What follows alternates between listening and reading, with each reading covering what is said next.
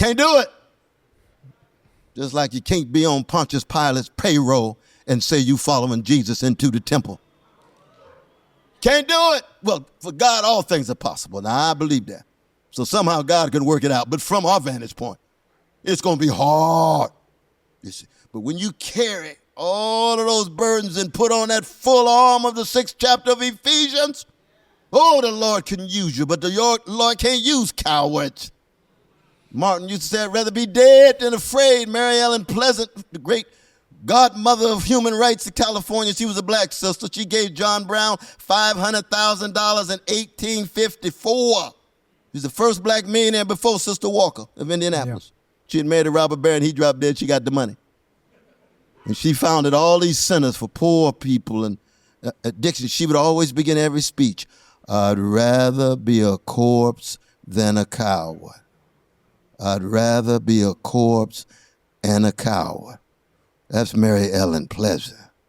My God, what a standard. None of us can meet that standard. But at least we know what the standards are.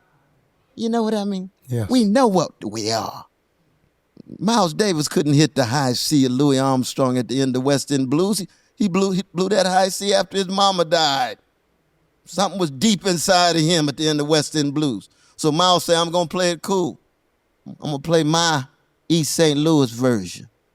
That's different than Louis'. And the same would be true with Carmen McRae vis-a-vis of Sarah Vaughan. That's part of the greatness of our tradition, bouncing off against the highest standards and then finding our own voices and knowing that we can pass it on to the younger generation. So when it comes to campaigns, we already looking at the world through the lens of the cross. And the cross is unarmed truth and unconditional love for the least of these. And then we enter the political debate with our own fire, our own vision, our own analysis, and our own internal references to moral and spiritual greatness within our tradition and learning from other traditions. What I think is lost, Dr. West, is the number. New York Times did an article about 3 weeks ago that the fastest growing faith demographic are those who register as non. Yes. They're not committed to anything. The exact same number of those who see themselves as none, they believe in God, but are not connected to any organized faith, is the exact same amount of people who register as uncommitted voters. What do you see as that intersection as an absence of a faith home and the absence of a political place? Good God Almighty. See, you teaching me, my brother. You instructed me. I haven't seen that poll. That's fascinating.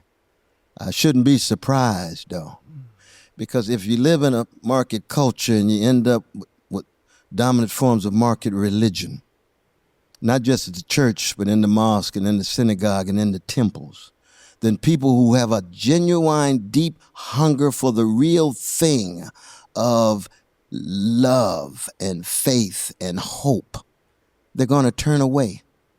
They still have the hunger and the thirst, but they turn away. I was just at the mosque with my dear brother Imam. What's my dear brother's name? The brother who went to Harvard with me. Pleeman. Oh, I love that brother. I'm getting old.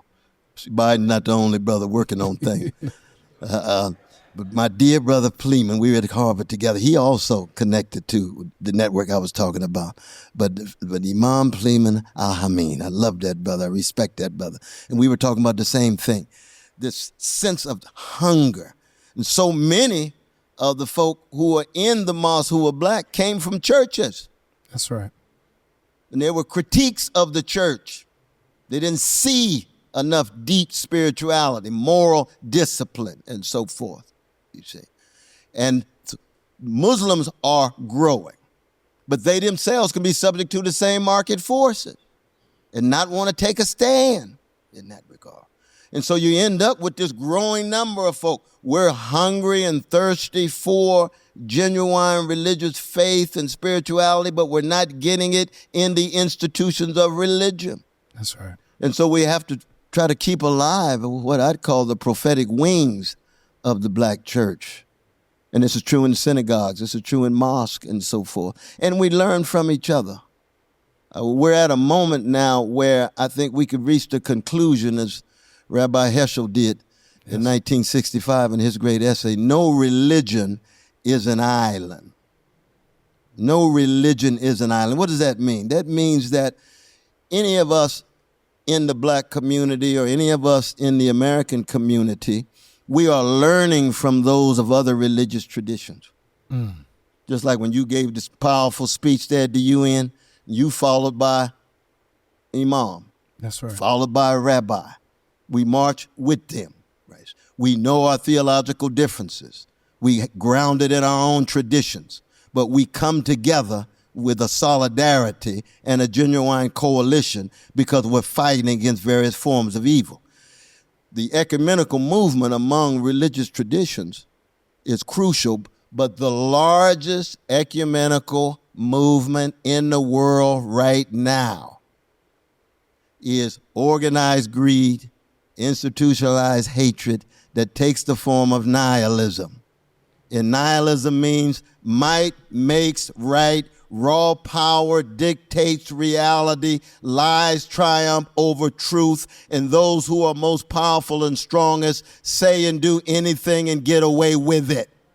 That's not true. That's true not just for America. That's true across the world. Yeah. And we have to have a coalition against that. And unfortunately, you got a whole wave of Christians who are part of the institutionalized hatred. That's not new for black people. The KKK got a different conception of the cross than New Birth. Same symbol.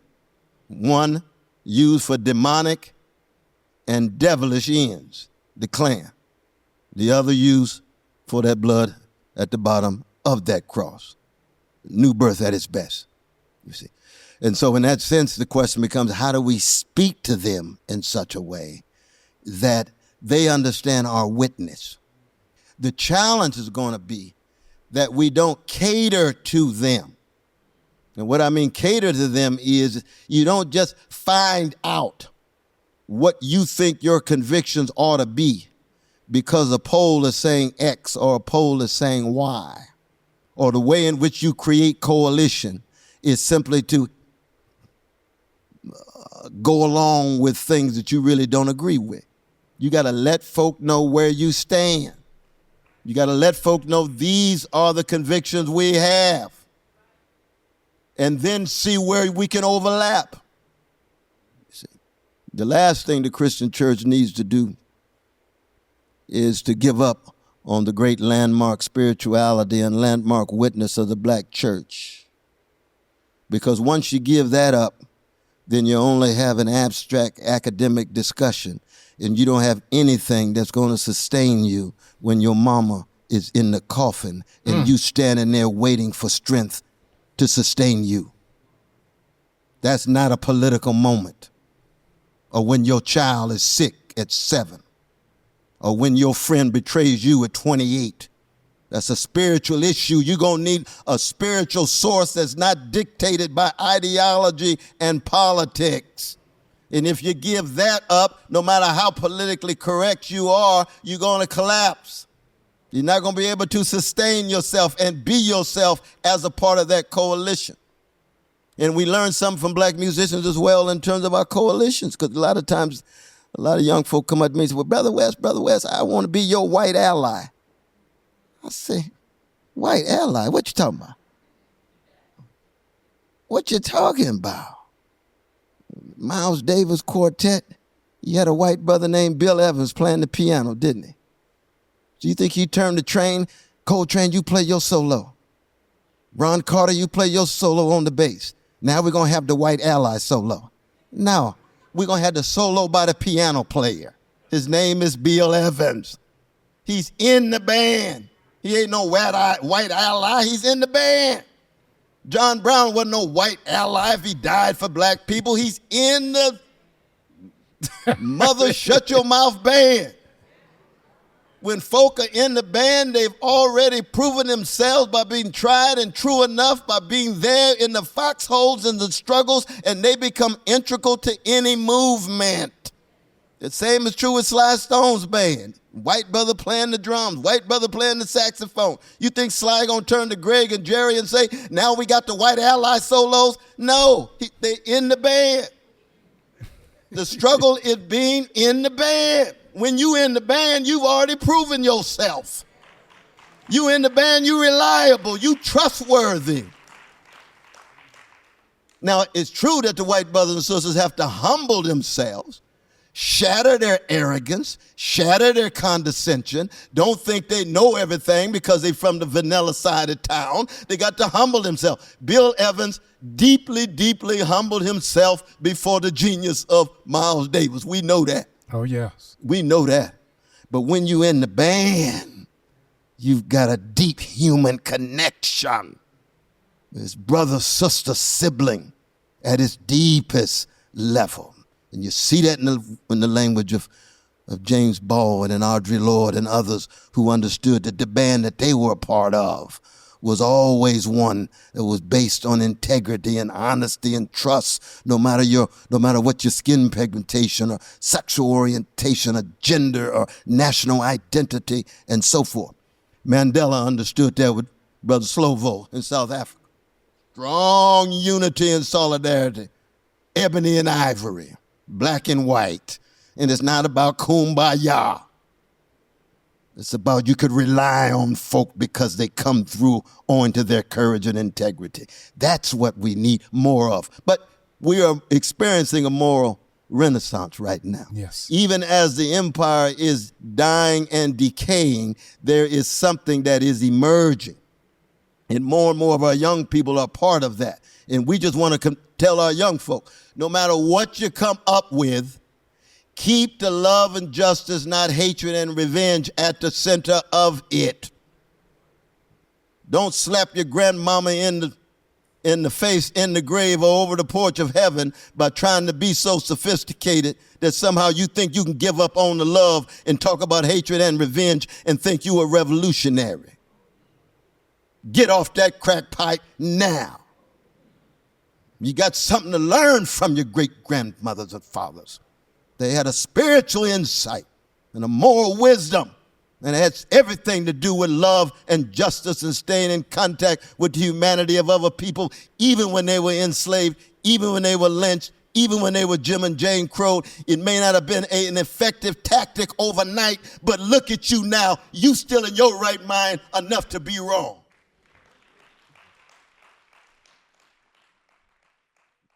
You have been listening to the Jamal Bryant